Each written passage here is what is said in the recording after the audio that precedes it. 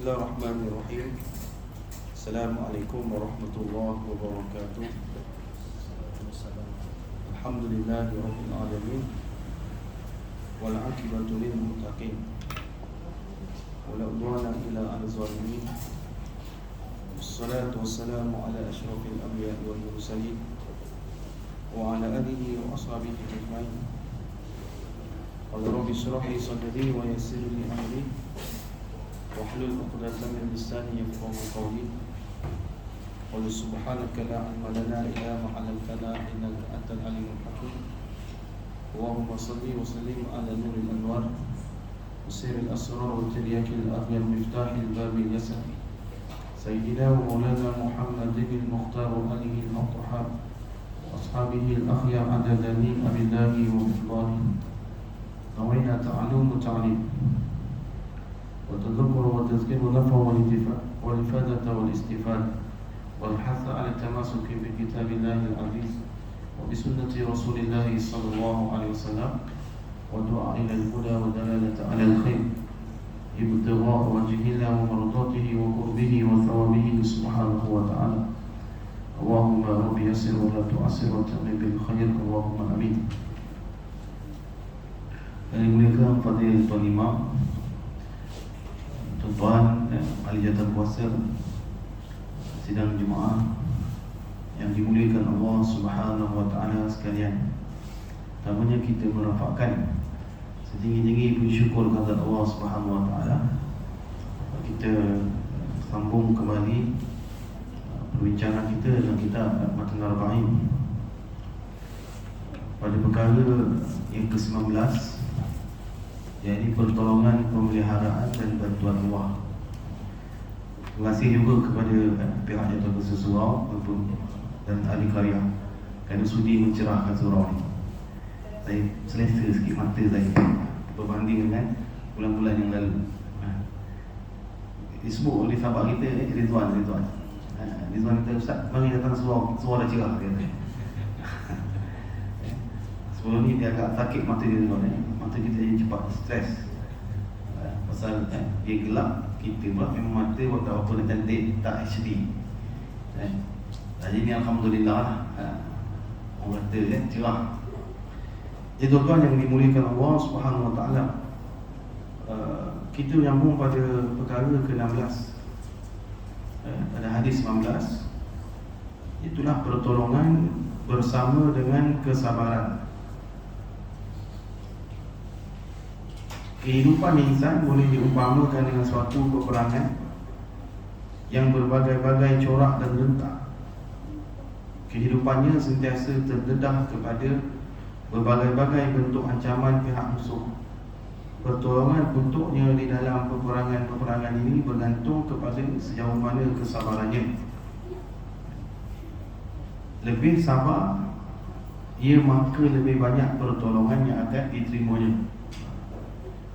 Jadi di sini kata pengarang kita, siapa yang banyak sabarnya, maka banyaklah pertolongannya. Justru itu katanya, kesabaran adalah jalan menuju kepada kejayaan yang dituntut. Jadi kalau kita lihat pada ayat Allah Ta'ala, inna ma'al usri yusra, fa inna ma'al usri yusra. Disebut oleh Dr. Syaraf juga dalam kitab yang Raqa'iq. Sebahagian mufassir mengatakan Allah Ta'ala beritahu kepada kita hamba, setiap satu kesulitan Allah datangkan dengan dua kemudahan.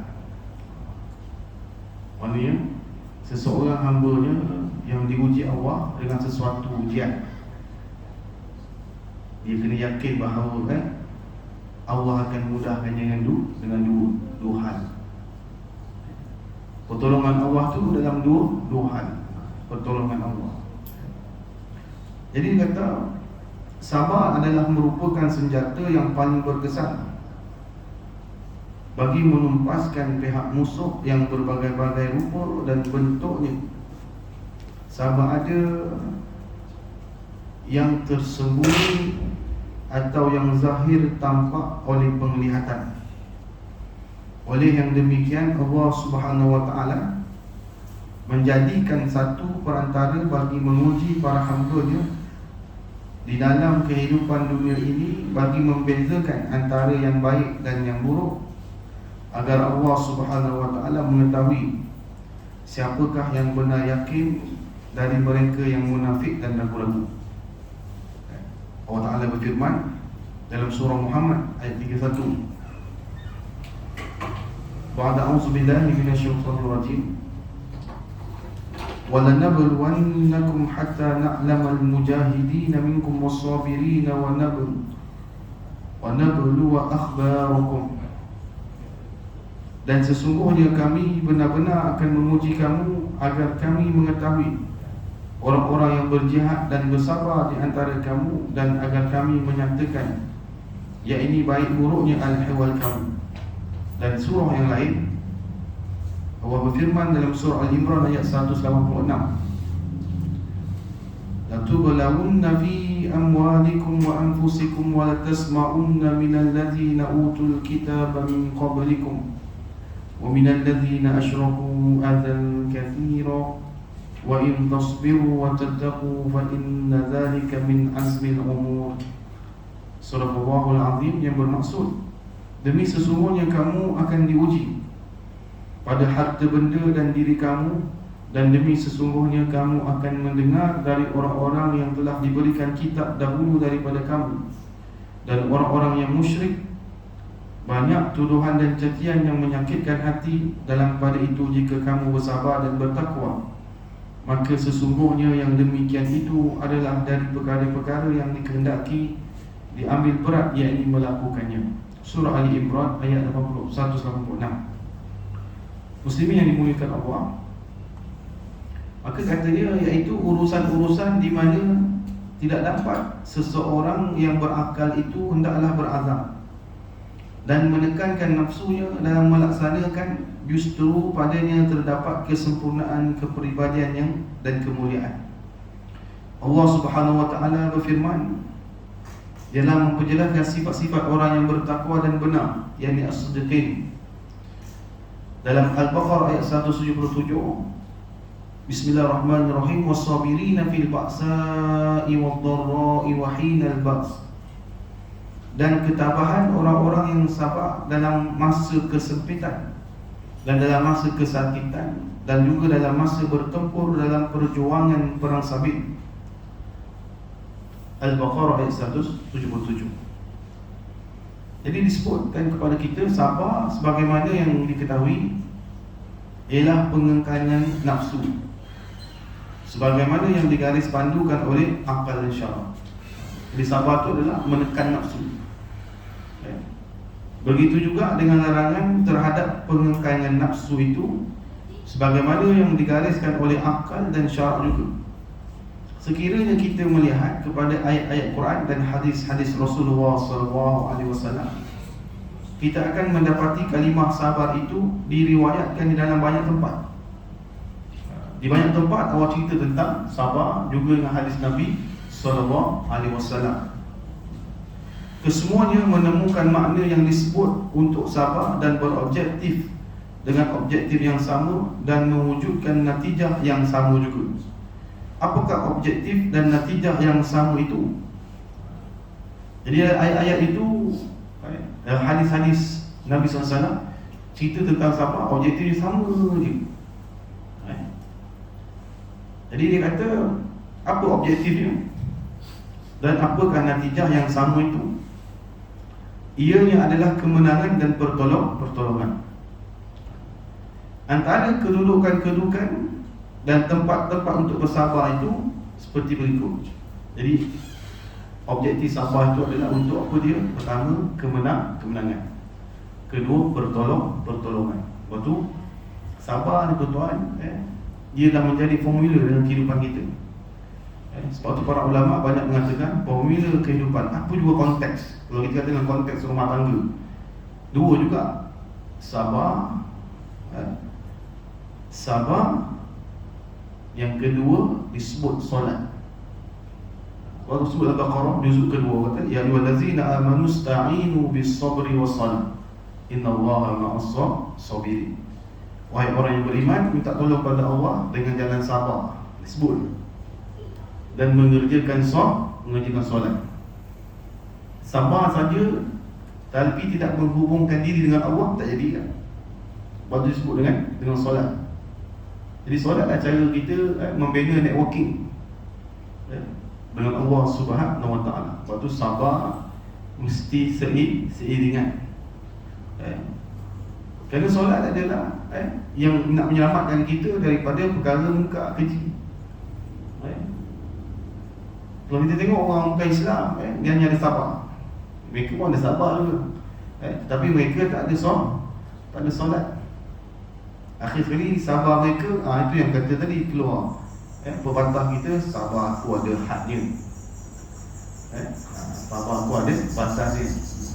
Walhasilnya sabar tu memang tak ada had. Sabarlah. Cuma orang kita lah yang jaga, yang kacau. Aku ni sabar ada had. Jadi saya gitu. Sabar tu sabarlah. Sabar tu selama-lamanya sabar. Baik. Dalam soal lain orang cabar tu, itu bukan soal sabar. Soal dia tu orang sabar muruah kita wajib bertahan. Jadi dua dalam kehidupan kita ada rumah tangga. Kalau tadi sebelum saya nak petang tadi lah, sebelum nak datang kuliah petang, ada ahli karya kita WhatsApp, ni masalah tu kan orang kau takut bini ni. Payah betul dia WhatsApp. Kemarin saya ada masalah dengan isteri. Saya nak keluar lepak tapi isteri tak bagi. Dan isteri mula memberontak, tinggi suara kepada saya. Dia nak lepak, nak tengok MU kalah. Isteri tak bagi pula. Jadi di situlah kami mula bergaduh. Dia bergaduh besar. Lepas tu saya ambil Quran. Ingatkan baca. Saya ambil Quran, lalu saya kata pegang Quran, okey, lepas ni aku takkan lepak dah. Tapi kalau lepas ni kau suruh aku keluar lepak, pula dah. Kalau lepas ni kau kata kau bosan aku kat rumah, kau suruh aku keluar lepak, aku ceraikan kau. Sambil saya pegang Al-Quran, dia kata, ini masalah. Masalah kita, masalah orang lelaki lah. Sebab tu tuan-tuan, perlu yang kepada sabar. Perlu yang kepada sabar. Sabar tu penting tuan-tuan, kerana marah tu sekejap je, menyesal tu yang lama. Lepas tu takut pula. Jadi apa kesan saya kata begitu? Takut pula, ada masalah. Tadi tunjuk berani sangat, dalam masa sama takut juga. Itu maksud orang kita lah. Sebab tu penting kita kena faham bahawa objektif kita apa, melawan nafsu, mengekang nafsu, melawan musuh kita, syaitan lah kita kata, iblis. Sabar tu sangat penting. Jadi kalau tak sabar, maka kita akan gagal, tewas. Akhir sekali kita akan termasuk kepada orang yang menyesal. Orang yang menyesal, yang musuh Nabi Muhammad. Ini macam cerita tadi lah, hampir-hampir nak menyesal lah tu. Misal cakap begitu, tulis begitu, muncul lah dalam lafaz dia itu, baru menyatakan hasrat saja, belum lagi berlafaz taklid secara sore. Hujur dia, lega dia. Di sekedar kita mantai sekali. Di samping kita mengingatkan diri kita juga. Nak keluar rumah tak perlu minta izin isteri. Isteri keluar rumah minta izin suami. Keluar saja, start kereta. Lepas tu dah sampai kedai mamak, WhatsApp isteri, abang kedai mamak ni jumpa kawan, jangan selesai masalah. Dia minta dulu sebelum keluar, payah sikit. Tu kaedah pun dia tak tahu. Tetapi isteri memang kena minta izin. Sebelum keluar dah kena minta izin. Kita suami tak perlu, start je kereta dia jam suruh kan. Dah sampai kedai, wah dah nampak selfie. Tak, abang tengok bola ni kat kedai mamak kan. Selesai masalah. 5 orang macam tak balik abang beli kau telur. Selesai masalah kan. Itu pun nak kena jom. Payah nak kahwin dua kalau gitu Jadi tuan-tuan yang dimuliakan Allah, jadi kata antara kedudukan dan tempat-tempat untuk sabar itu ada seperti berikut. Pertama, sabar dalam melakukan ketaatan. Sabar dalam melakukan ketaatan dan meninggalkan maksiat. Itu yang pertama sekali. Kita nak sabar melakukan ketaatan. Taklif yakni penanggungjawabkan adalah perbuatan yang dilakukan demi mentaati perintah Allah Subhanahu Wa Taala dan meninggalkan segala larangannya. Tidak syak lagi dalam taklif ini wujud satu macam bebanan atas jiwa manusia. Memang sebab kita ditaklifkan sebab itu bagi kita seorang mukallaf. Mukallaf itu ditaklifkan dengan hukum taklif, hukum wajib, harus, haram, makruh. Jadi di mana manusia memerlukan satu mujahadah, iaitu usaha atas nafsunya untuk berbuat taat dan meninggalkan maksiat. Macam tuan-tuan nak dengar kuliah kan senang, bermujahadah. Kalau seronok lagi duduk di pasar malam duduk di rumah, kalau ikut nak selera nafsu kita tapi kita bermujahadah kalau untuk berbuat taat dan meninggalkan maksiat, sehingga ia mampu menewaskan musuh yang hakiki yang berbentuk dengan rupa bentuk hawa nafsu dan syaitan. Allah Ta'ala kata dalam perkara berkaitan dengan perkara ini dalam surah Yusuf ayat 53. Allah berfirman, inna nafsa la'ammaratun bisu', kata Allah, kerana sesungguhnya nafsu itu selalu menyuruh kepada kejahatan. Nafsu kita memang dia modus operandi jahat dulu. Contoh kita nak bangun solat subuh berjemaah dengan surau, nafsu kata main rumah je lah, bukan tak sah. Dibimbing kita, diajar kita. Jadi kita pun terberdaya. Kalau kita tidak bermujahadah. Dalam surah Sad ayat 26 Allah Ta'ala kata, wala tattabi'il hawa fayudillaka an sabilillah, dan janganlah kamu mentaati hawa nafsu, maka ia akan menyesatkan kamu dari jalan Allah. Dan Nabi sebut juga, kan Nabi ingat kepada kita, Nabi kata salah satu mukhlikatun, 3 perkara yang membinasakan. Apa dia? Wa hawan mutabah. Pertama, wa i'jabil mar'i bin wa hawan mutabah, asyubul muta' wa i'jabil mar'i bi nafsi. 3 perkara. Pertama Nabi sebut wa hawan mutabah, 3 perkara yang membinasakan kita, iaitu yang menuruti hawa nafsu. Ikut nafsu kata apa. Yang kedua, syubul muta', taat kedekut yang ditaati. Binasa juga kedekut yang ditaati. Bahkan orang begini yang kedua ni dengan diri sendiri pun kedekut. Itu kan kita boleh jumpa kalau makan gaji banyak ni tapi makan nasi kujang orang lain makan jadi malu pula makan depan dia. Contohlah. Bahkan ada orang tak sampai hati, aku makan contoh. Tak dia mahu gitu. Pasal dia ada target dia ada. Ini syurul muta'. Dia tak boleh terlalu kedekut dan tak boleh terlalu boros pula. Kemudian yang ketiga, wa ajabil mar'i bi nafsi. Tuan-tuan, dia berkait 3. Mula mengikut hawa nafsu, kemudian dia berkait dengan kedekut. Yang ketiga lagi bisa, wa ajabil mar'i bi nafsi, merasa kagum pada diri sendiri.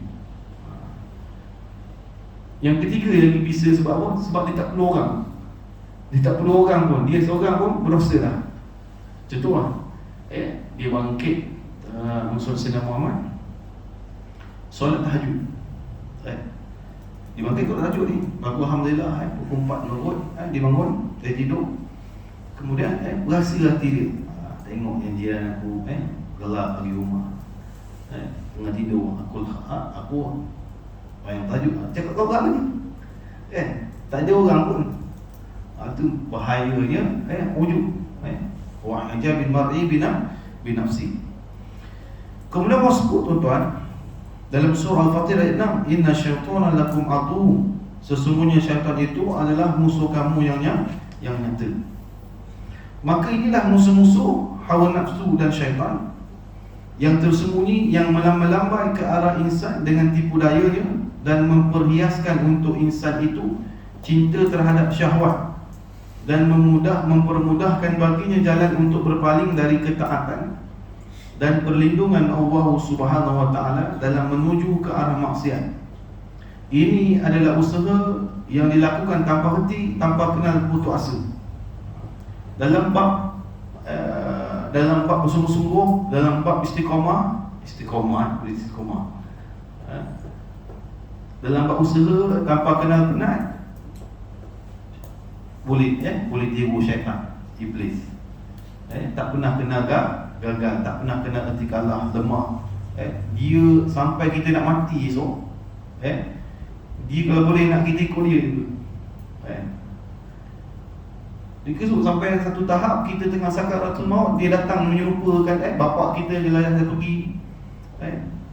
Dia ajaknya kita ikut agamanya, dah syaitan, tak iblis ni. Maknanya tak kenal putus asa. Itu jahat syaitan. Sebab tu Al-Hujatul Islam Imam Ghazali dalam kitab Minhajul Abidin diceritakan betapa jahatnya syaitan ini. Dia tak boleh halang, dia suruh kita. Dia tak boleh halang kita buat kebaikan, tapi dia suruh kita buat kebaikan dalam bentuk yang boleh menyebabkan dosa. Apa di antaranya riya. Dia tak boleh halang kita baca Quran. Dia suruh kita baca Quran. Contohlah, tengah ada kuliah maghrib, bantai baca Quran, kuat pula tu belakang. Baca ni kuat, orang suka dengar dia. Sampai berlaku ni. Kalau hari Jumaat tu biasa je. Betul tak? Masjid hari Jumaat ada tazkirah sebelum Jumaat, orang baca Quran, patutnya stop. Berhenti baca Quran. Kerana apa? Mendengar majlis ilmu tu hukumnya wajib. Baca Quran hukumnya apa? Sunat. Dengan Quran hukumnya wajib. Tapi awal-awal diutamakan. Pernah dulu pengarang kitab Fiqhul Manhaji Syekh Mustafa Al-Bura, ketika dia sedang beri kuliah tazkirah Jumaat, ada orang sembahyang lalu dia orang mengaji, dia suruh keluar. Maknanya keutamaan ketika itu adalah mendengar majlis ilmu. Atau kerja syaitan itu, dia tak boleh halang kita baca Quran. Dia suruh kita baca. Dia suruh kita baca. Kuat ni. Itu kaedah dia. Kita tak nampak. Bahkan nanti kita berasa seolah-olah kita buat benda tu betul. Baca Quran pun nak marah apalah. Tu dia kat Facebook pula, tambah dosa pula lagi. Benda lah ustaz tu. Kita baca Quran pun ditegur yang kita. Bukan kita sembang. Tulis. Itu masalah. Tipu daya tu dah berhasil tuan-tuan. Maka dia kata ini adalah usaha yang dilakukan tanpa henti dan tanpa kenal putus asa. Oleh yang demikian, hendaklah seorang insan itu berusaha menundukkan musuh-musuh ini dan mendorong dirinya untuk melakukan ketaatan, serta menjadikan hawa nafsunya patuh terhadap apa yang didatangkan oleh syariat Allah Subhanahu wa taala. Di dalam keadaan sedemikian itu, ia memerlukan kesabaran, ketahanan jihad dan pengembelingan tenaga dan pengorbanan. Allah Ta'ala berfirman dalam surah Yunus ayat 109, "Wattabi' ma yuha ilaika wasbir hatta yahkum Allah wa huwa khairul hakimin." Dan ikutilah apa yang diwahyukan kepadamu dan bersabarlah hingga Allah memberi keputusan, dan dialah hakim yang sebaik-baiknya. Dan Allah berfirman lagi dalam surah Maryam ayat 65, Rabbus samawati wal ard wa ma bainahuma fa'budhu wastabir li'ibadatih. Tuhan langit dan bumi, maka sembahlah dan bersabarlah dalam melakukan penyembahan untuknya. Dan sabda Nabi SAW, Al-mujahidu man jahada nafsahu fillah. Mujahid itu adalah orang yang berjihad atas dirinya semata-mata kerana Allah Subhanahu wa ta'ala. Maka kata pengarang kita, tidak syak lagi bahawa barang siapa berkeupayaan untuk mengekang nafsunya demi memperolehi keredaan Allah Subhanahu wa ta'ala dengan berlaku taat dan menjauhkan maksiat, maka ia telah berjaya menewaskan musuhnya yang tersembunyi dan menumpaskan hawa nafsu dan syaitan. Inilah pertolongan yang tidak ada lagi pertolongan seumpama itu. Justru dengan pertolongan ini seorang insan berupaya mengawal nafsunya, dan jadilah ia seorang yang merdeka dari tawanan hawa nafsunya, syahwat dan was-was syaitan. Jadi mana ceritanya, orang yang nak merdeka daripada menjadi hamba nafsu dan hamba kepada musuh kita utama, iblis. Syaitan itu adalah mesti tak boleh lari daripada kena bersabar. Sabar dalam melawan mehnah-mehnah. Dan makin kuat dia sabar, disebut di sini, makin banyaklah pertolongan dari Allah yang bakal dia diterima. Jadi dia kata, apabila peperangan melawan musuh batin berakhir dengan kemenangan, maka tampaklah hak itu di dalam diri seorang mukmin dan bersinarlah hatinya. Lalu berjalanlah ia menuju kepada Allah Subhanahu wa ta'ala, sebagaimana Allah kata dalam Al-Ankabut ayat 69, walladzina jahadu fina lanahdiyannahum subulana. Dan orang-orang yang berjihad untuk mencari keredaan kami, benar-benar akan kami tunjukkan kepada mereka jalan kami. Benarlah Rasulullah SAW bersabda, wasabru diyaun. Kesabaran itu adalah cahaya. Maksudnya sabar itu adalah cahaya yang nak menerangkan kepada kita jalan menuju kepada penyelesaian kepada setiap permasalahan. Tapi tak boleh tinggal tu. Ingat formula dia. Formula ni Allah yang beri, bukan menteri, bukan bijak pandai, tidak. Tapi Allah Ta'ala kata apa dia? Sabar dan solat. Kena ingat sampai bila-bila. Kemudian dia kata yang kedua,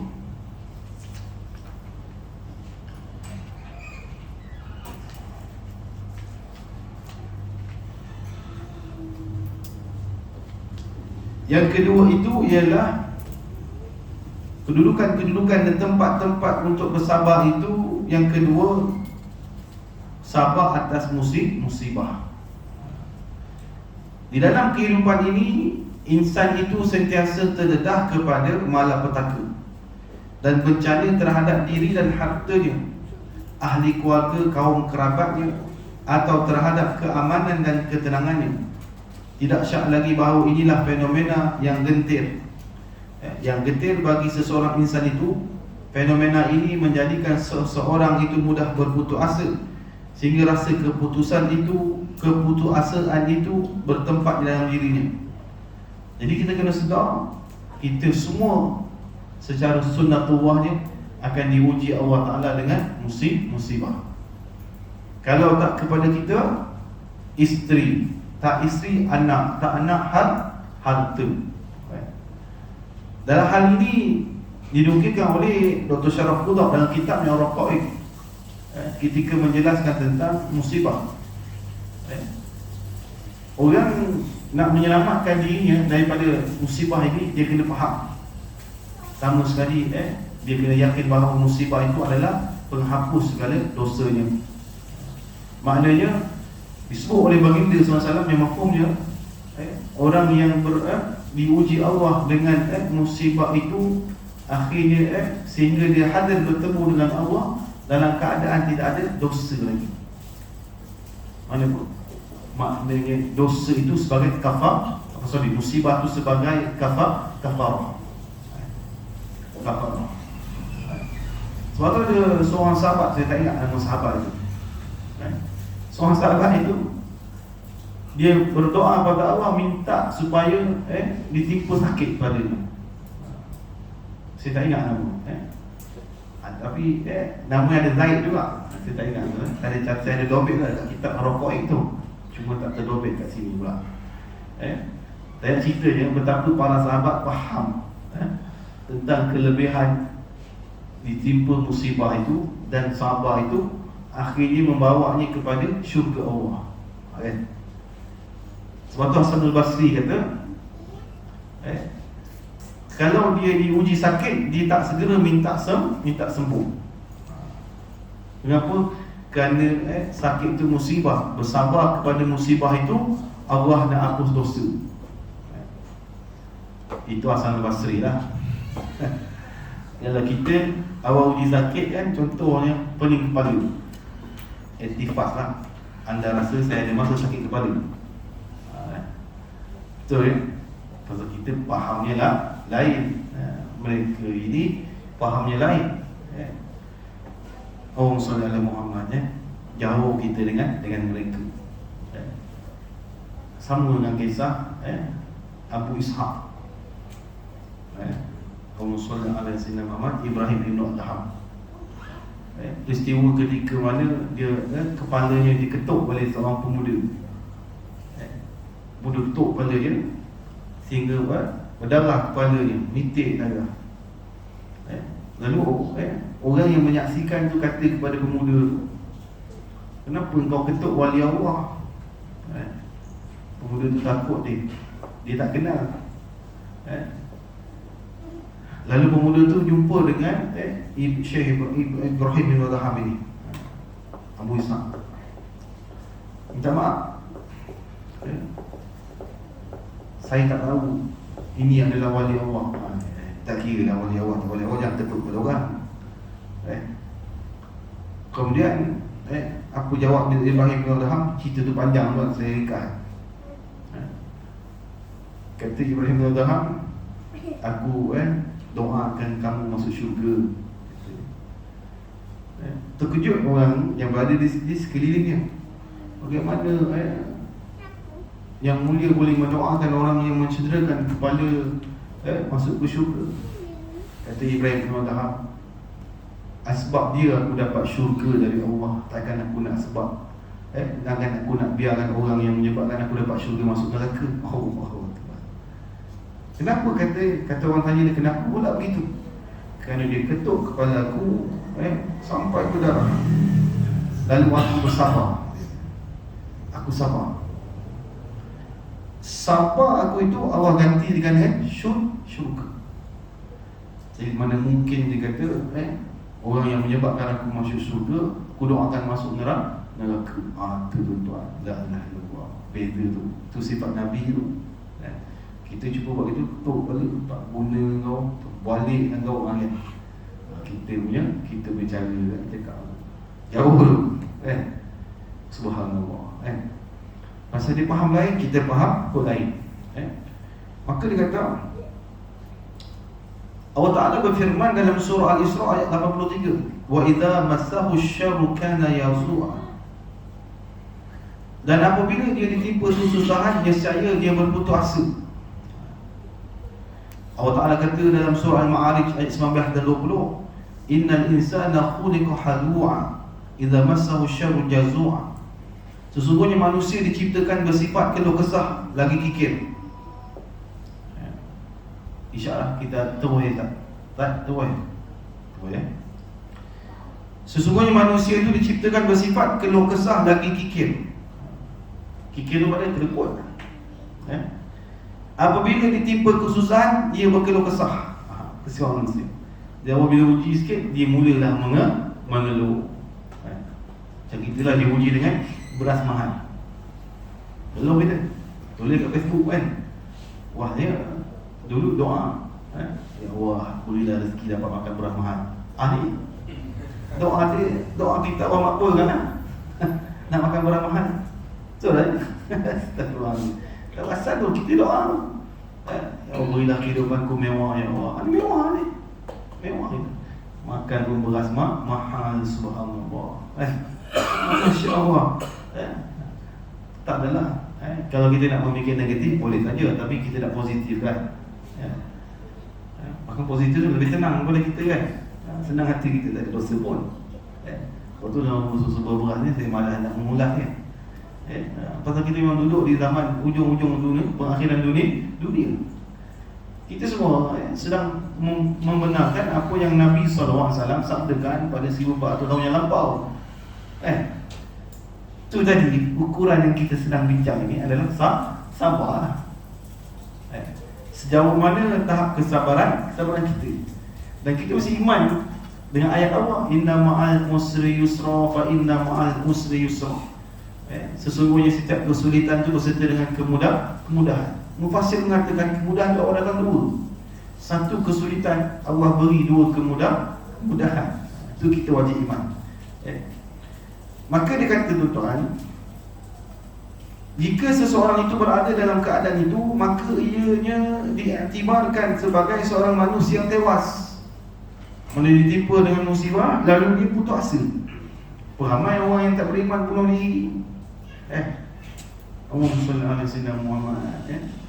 Tak boleh bayar hutang, gantung diri, minum cuka dan seumpamanya. Maka dia kata tidak mungkin baginya untuk membuka jalannya demi memperolehi pertolongan di dalam kehidupan dunia. Justru itu Allah Subhanahu Wa Taala menggesa supaya orang-orang yang beriman bersifat kental agar berhadapan dengan musibah-musibah ini. Lantaran ini ianya pasti terjadi tanpa kemustahilan. Semua orang akan kena tuan-tuan, jangan bimbang. Cuma berbeza-beza bentuknya. Dan Allah Ta'ala kata kepada kita, la yukallifullahu nafsan illa wus'aha. Dan setiap bebanan itu bergantung, dia tidak beban pada bergantung iman itu. Yang termampu kita tak tanggung. Kita tuan-tuan tengok baru-baru ni almarhum Ustaz Amiruddin yang kemalangan dekat Johor. Satu keluarga tinggal anak dia Abdul Rahman. Sian tu. Habis hilang adik-adik dia, mak ayah dia, tinggal dia berdua. Yang seorang tu pun masih tak apa okey. Tapi itulah nak ceritanya. Kita semua menghadapan dengan musibah-musibah itu. Sedar-sedar tuan-tuan, semua itu telah pun tertulis. Kita tak boleh ubah. Bahkan ia bukan milik kita. Tetapi Allah bagi peluang pada kita, diberi pada kita doa dan usaha. Itulah milik kita. Doa pada Allah. Allah, kalau nak uji kami, janganlah uji yang tak mampu kami tanggung beban ni. Kami tak tanggung ya Allah. Kita gitu. Kita tak diuji lagi tu dengan nikah dulu, pasal kita tak pakai Tesla. Contoh lah. Jadi masalah Sayyidina Muhammad masing-masing ada dia punya bahagian. Maka dia kata, agar ia mengatasi sifat lemah dan kebaculan serta membuka jalan mereka dalam menuju kejayaan dan kemenangan dengan bersenjatakan kesabaran yang merupakan asas teguh kepada rahsia kejayaan. Jadi ramai bila kita tanya orang yang berjaya, orang yang berniaga, orang yang kaya raya, tanya dia, apakah rahsia kejayaan anda? Tanya kawan kita, Toke Prabu, Toke apa nama kabinet, tanya dia. Rahsianya sabar. Kalau tak sabar, cabut awal. Diuji dengan pandemik, PKP dan seumpamanya. Banyak kita tengok saudara kita yang berniaga tutup dah habis. Tapi kekuatannya adalah pada sabar. Sabar tu senang. Orang senang. Kita tanya orang lama kita, orang tua kita, ayah dengan mak kita, lebih daripada 50 tahun hidup rumah tangga, Alhamdulillah boleh bertahan. Apa betul dia? Jawapannya satu je, sabar. Jawapannya mana? Sabar. Itu je jawapannya, ubatnya sabar. Kalau tak sabar habis gedung. Sama macam kita yang kena scam pasal tak sabar. Kan Telegram sepah-sepah kononnya saham seperti syariah kan. Banyak kawan kita kena hack, kita pun tulis ini scammer, tak guna, haram jadah, kita tulis cepat terjadi remove kita. Mana syariat ni? Labur 3,000 dapat pulangan 5,000. Selama mana kita kata syariat ni? Itu ramai kat yang lebur duit tu. Pasal pun tak sabar. Kita sabar tu penting. Tuan-tuan yang berkasihan sekalian, saya sambung sikit boleh ke ni? Nak ambilkan B yang kedua ni. Memandangkan lampu pun dah terang, baru nampak tadi. Sekejap sama-sama Allah Ta'ala berfirman dalam Al-Baqarah pada ayat 155-157, وَلَنَبْلُوَنَّكُمْ بِشَيْءٍ مِّنَ الْخَوْفِ وَالْجُوعِ وَنَقْصٍ مِّنَ الْأَمْوَالِ وَالْأَنفُسِ وَالثَّمَرَاتِ وَبَشِّرِ الصَّابِرِينَ الَّذِينَ إِذَا أَصَابَتْهُمْ مُصِيبَةٌ قَالُوا إِنَّا لِلَّهِ وَإِنَّا إِلَيْهِ رَاجِعُونَ أُولَئِكَ عَلَيْهِمْ صَلَوَاتٌ مِّن رَّبِّهِمْ وَرَحْمَةٌ وَأُولَئِكَ هُمُ الْمُهْتَدُونَ. Dan sesungguhnya akan kami berikan cubaan kepadamu dengan sedikit ketakutan, kelaparan dan kekurangan harta, jiwa dan buah-buahan. Dan berikanlah berita gembira kepada orang-orang yang sabar, yaitu orang-orang yang apabila ditimpa musibah malapetaka mereka mengucapkan Inna lillahi wa inna ilaihi raji'un. Dan kepada Allah jualah kami kembali. Mereka itulah yang mendapat keberkatan yang sempurna dan rahmat dari Tuhan mereka, dan mereka itulah orang-orang yang mendapat petunjuk hidayahnya. Al-Baqarah ayat 155-157. Jadi kata pengarang kita tidak syak lagi bahawa mereka adalah orang-orang yang mendapat petunjuk di atas jalan kemuliaan dan keagungan. Lebih-lebih lagi mereka yang berhadapan dengan bencana pada awal-awalnya dan kekal sabar. Sebab tu Nabi sabda, innamas sabru inda sadmatil ula. Sesungguhnya kesabaran itu di saat pertama ditimpa musibah. Sabar tu dikira mana? Dikira saat pertama. Saat pertama. Contoh, orang ketuk kepala kita lawan, lepas tu bawa sabar. Tak dia. Dia sabar tu mesti dikira dari yang pertama. Yang pertama ni, orang maki kita buat dia sabar. Jangan orang maki kita balas balik. Aku sabar ni tak kena kau dah balas dah tu. Jadi sabar tu Nabi kata innamas sabru inda sadmatil ula. Sesungguhnya kesabaran itu di saat pertama apabila ditimpa musibah. Jadi mereka itulah yang akan keluar dari kegawatan itu dan memperolehi pertolongan demi menghadapi kehidupan. Dengan penuh berani dan gagah mereka melalui malapetaka itu dengan memperoleh manfaat kebaikan untuk kehidupan dunia dan akhirat. Keadaan mereka juga tidak berubah ketika memperoleh nikmat. Sabda Nabi SAW, ajaban amli amri mu'min, inna mra'ahu kullahu lahu khair wa laysa dhalika li ahadin ghairal mu'min, inna asabathu sara'u syakara fakana khairan lahu wa in asabathu dharrahu sabara fakana khairan lahu. Amat menakjubkan atas urusan seorang yang beriman, kata Nabi. Sesungguhnya semua urusannya adalah kebaikan, tidak ada seorang pun selain dari orang-orang yang beriman memilikinya, di mana jika ia ditimpa oleh kesenangan ia akan bersyukur dan ia baik untuk dirinya, dan apabila ditimpa musibah ia bersabar dan ia juga baik untuk dirinya. Jadi Nabi kata telah memberikan kita perumpamaan yang seindah-indahnya mengenai perkara sedemikian apabila anak perempuannya mengutuskan seorang kepada baginda sallallahu alaihi wasallam dengan pesanan, sesungguhnya anakku hampir menghembuskan nafas terakhirnya, maka lihatlah kami. Maka baginda sallallahu alaihi wasallam pun mengutus seseorang kepada anak perempuannya agar menyampaikan salam baginda Nabi sallallahu alaihi wasallam, inna lillahi ma akhadha wa lahu ma a'ta wa kullu syai'in indahu bi ajalin musamma fastabi wa yahtasib. Sesungguhnya milik Allah adalah apa yang diambilnya dan untuknya apa yang dikurnianya.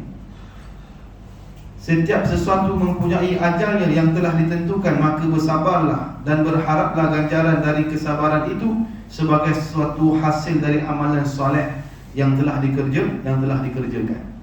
Dan yang kedua, sabar dalam menghadapi musibah. Yang pertama tadi, sabar dalam mengerjakan ketaatan dan meninggalkan maksiat. Sabar, kena sabar. Akhir ini kita dengar banyak ayat-ayat pelik yang kita kena kuat sabar. Jadi kita tengok dekat social media, Facebook itu, ada kawan kita kata, kenapa orang tak puji saya pakai seksi? Orang lain orang puji saya pakai seksi, saya kena kecam. Pelik juga ayat tu. Pelik tuan-tuan. Tahu tak pelik tu tuan-tuan? Saya pakai seksi tapi orang tak puji saya. Sedangkan orang tu pakai seksi, orang puji dia, saya kena kecam. Pelik tu. Pakai seksi nak kena harap pujian. Jadi kita banyak sabar kita mendengar ayat-ayat ni tuan-tuan, akhir zaman ni macam-macam perkara. Jadi kalau tak sabar, kita melata, akhirnya kita turut berdosa. Sama hari ni tuan-tuan, kita jaga isteri-isteri kita supaya banyak bersabar. Jangan cepat-cepat sangat tangan tu gatal. Yang kahwin dua tu abang Tesla, suaminya abang Azia je. Pun komen dekat Facebook, maki sumpah selana. Tu kan tak masalah, tak dosa. Akhirnya dapat dosa lah. Pasal apa? Masuk campur bukan hal urusannya. Itu perlu kepada sabar yang dikasihi Allah Subhanahu wa taala. Jadi yang ketiga, sabar ketika disakiti oleh makhluk. Kita sambunglah yang akan datang. Sebelum tuan-tuan hilang sabar, baik saya berhenti dululah. Jadi yang baik itu semua dari Allah Taala, yang kurang kelemahan saya sendiri. InsyaAllah panjang umur, murah rezeki.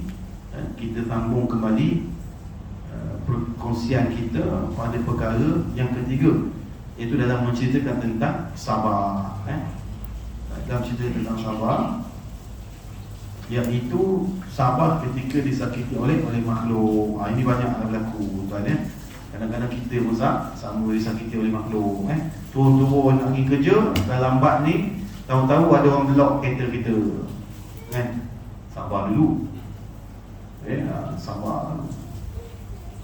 Sabar 5 minit, tak ada juga. Hon orang tak turun juga.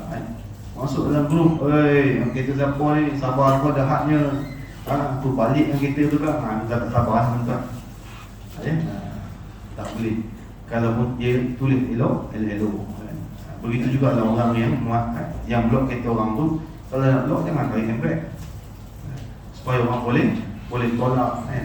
Itu penting tuan-tuan. Tuan-tuan ni memang kena banyak sabar dalam hal merebut parking dan seumpamanya. Itu biasa tuan-tuan. Kalau di kos rumah saya pula kena bersabar dengan pencinta kucing. Dia boleh kucing macam zoo negara. Jadi bila kita nak pergi masjid, keluar tengok atas seat motor dah kena pancut kucing. Kita dah lambat ni nak tugas masjid ni. Sabar jugalah, pagi-pagi kena berus seat dengan sabun. Sabarnya Allah Ta'ala nak bagi pahala kan. Jalan keluar orang dah rumah terpijak pula bom api. Udah pula nak menyertas slipper dan sebagainya. Jadi ini banyak sabar. Di mana-mana pun sama je. Poin dia adalah sabar. Yang kedua, solat. Ingat tuan-tuan, formulanya sabar dan solat. InsyaAllah Allah Ta'ala bantu bimbing kita, selamat kita dunia wal akhirat. Terima kasih kerana sudi memberikan perhatian. Mudah-mudahan Allah Ta'ala mengampun dosa kita asbab kita berada dalam majlis ilmu ini, sama-sama saling tumpang menumpang manfaatnya. Bismillahirrahmanirrahim. Allahumma faqihna fid din wa alimna wahdina ila siratal mustaqim. Siratal ladzina an'amta 'alaihim minan nabiyyin was-siddiqin wasyuhada'i was-salihin wa hasuna ulaika rafiqa. Rabbana atina fid dunya hasanatan wa fil akhirati hasanatan wa qina adzabannar. Alhamdulillahirabbil alamin. Assalamualaikum warahmatullahi wabarakatuh.